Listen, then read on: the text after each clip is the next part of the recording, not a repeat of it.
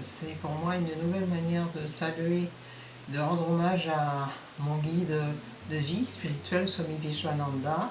Donc je vais vous parler de comment j'en suis venue à rencontrer cet être extraordinaire qu'est Swami Vishwananda,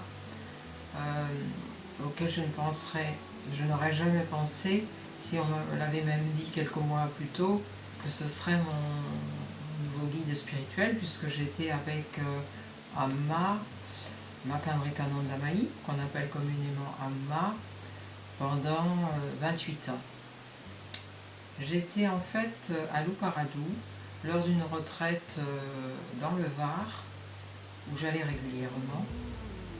Et lors de cette retraite, j'ai discuté avec deux très sympathiques sympathisantes de la famille de Swami Vishwananda, qu'on appelle la famille de Bhakti Marga, qui m'ont montré une carte de cet être-là et qui m'ont raconté en détail leur rencontre avec lui. Ce qui m'a interpellée, en fait, c'est plus son image, extrait d'une photo, où j'avais l'impression de voir un être très espiègle que j'ai associé à Krishna, puisque Krishna est très joueur, très espiègle, enfin en tout cas c'est comme ça que je le voyais, que je le vois toujours. Et elles m'ont donné cette carte et j'ai su à ce moment-là que je le rencontrerai un jour. Je leur ai dit d'ailleurs, je suis sûre que je vais le rencontrer un jour, sans savoir plus que ça. Et puis, comme j'ai un hôtel chez moi, je l'ai posé sur mon hôtel qui est un lieu que je dédie à Dieu, où je fais mes prières et mes pratiques spirituelles. Donc je l'ai posé là et étant près du lieu où je dors, tous les matins en me réveillant, je regardais donc entre autres, mais j'étais très attirée par cette image de Swami Vishwananda. Puis donc je lui parlais régulièrement et de fil en aiguille, j'en suis venue à pratiquer en 2018, l'été, mon premier home chanting, dont j'ai dû voir une proposition sur Facebook. Et donc je me suis inscrite et j'y suis allée. Et puis j'ai trouvé ça simple et extraordinaire. Et après, le soir sur la plage à Palavas, on partageait un repas et on échangeait un peu nos expériences, voilà ce qu'on voulait. Je trouvais ça simple et beau. Et de fil en aiguille, c'est-à-dire de home chanting en home chanting ponctuellement, j'en suis venue à entendre parler d'un week-end, certainement dont a parlé Ramadassi, avec la représentante française de Swami Vishwananda, de Bhakti Marga, et qui venait à Carnon en fin octobre, début novembre, quelque chose comme ça. Et j'ai eu envie d'y aller. J'ai vraiment senti un appel de mon cœur d'y aller. Donc j'y suis allée, sans plus de me poser de questions que ça, tout en continuant mon chemin avec Alma, les pratiques spirituelles particulièrement, et puis essayer de suivre ses enseignements. Donc en allant à ce week-end à Carnon, j'ai trouvé ça extra parce que nous avons participé à un atelier de Sri Yantra qui est à la fois artistique et spirituel. Et pour moi, l'art est spirituel, ou est un pont pour la spiritualité. Donc j'ai été très attirée par cette pratique. Et donc ça m'a donné envie de faire cet atelier. Et puis on a partagé un bon repas végétarien ensemble. Et je me suis sentie très à l'aise avec toutes ces personnes. Et j'ai trouvé Swamini très accessible, très simple, très ouverte, pleine d'amour pour cet être extraordinaire qu'est Swami Vishwananda et pour le chemin spirituel. Puis elle a raconté son parcours de vie, comment elle en est venue à justement devenir Swamini. On a vu des films sur Swami Vishwananda, partagé nos expériences, certaines expériences de vie, pour celles et ceux qui le souhaitaient.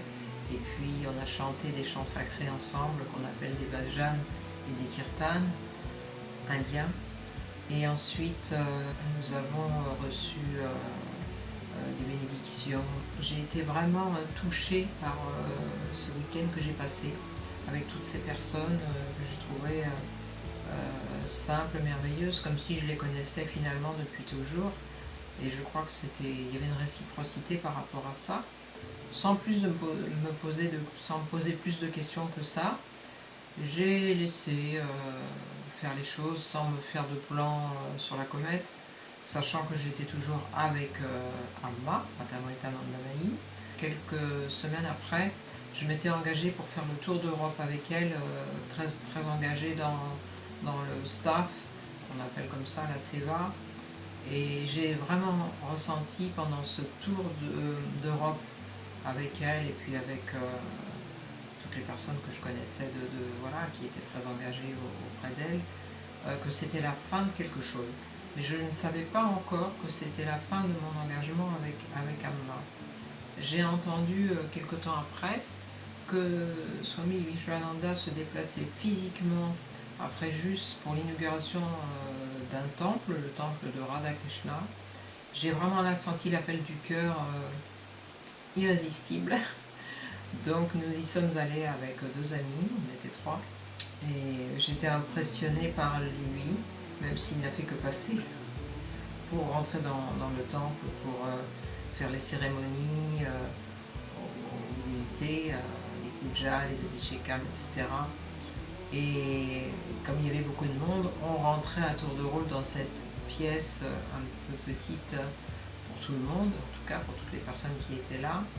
Je l'ai trouvé extrêmement puissant et impressionnant, en tout cas en énergie masculine manifestée, puisque en plus avec Amma, qui est un féminin, divin féminin sacré, j'avais l'habitude de fréquenter physiquement une autre énergie. Et pendant ces cérémonies qu'il faisait, il avait une voix aussi très puissante, etc. J'ai vraiment été impressionnée par sa présence que j'ai trouvée à la fois très féminine et très masculine, subjuguée même par sa beauté à différents niveaux.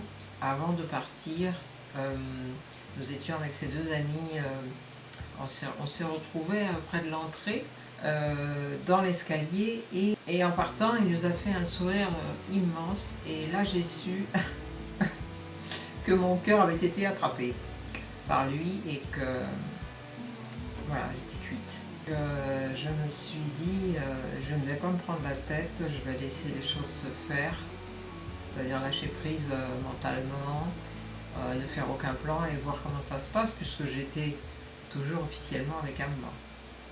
Et je me suis dit, étant de plus en plus attirée vers Swami Vivekananda et vers l'enseignement qu'il propose, laissons faire les choses. Et j'ai eu envie de le revoir très rapidement pour Noël, les jours de l'an, mais il n'y avait plus de place à l'ashram, donc j'ai pas forcé les choses. Je me suis dit, quand ce sera le moment, il m'appellera.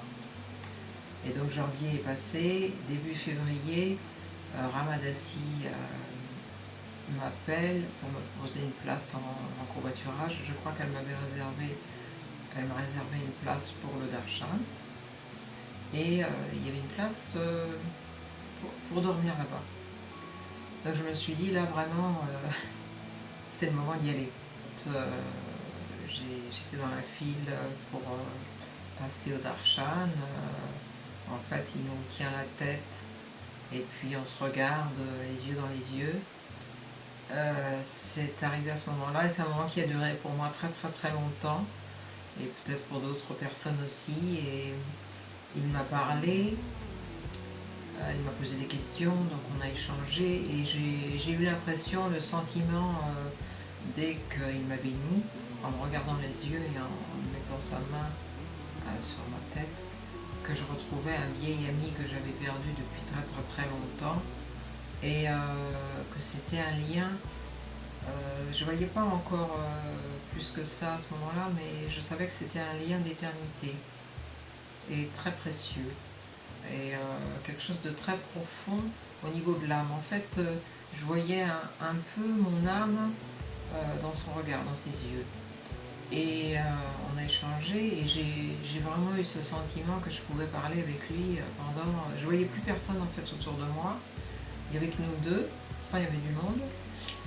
Et ce sentiment d'intimité, j'étais très à l'aise, que je pouvais parler avec lui, j'aurais pu parler avec lui pendant 1 heure. Sauf que je me suis dit, il y a des gens qui attendent pour le darshan, donc on a discuté quelques minutes, et puis je lui ai posé des questions sur l'amour, comment arriver à être dans cet état d'amour inconditionnel.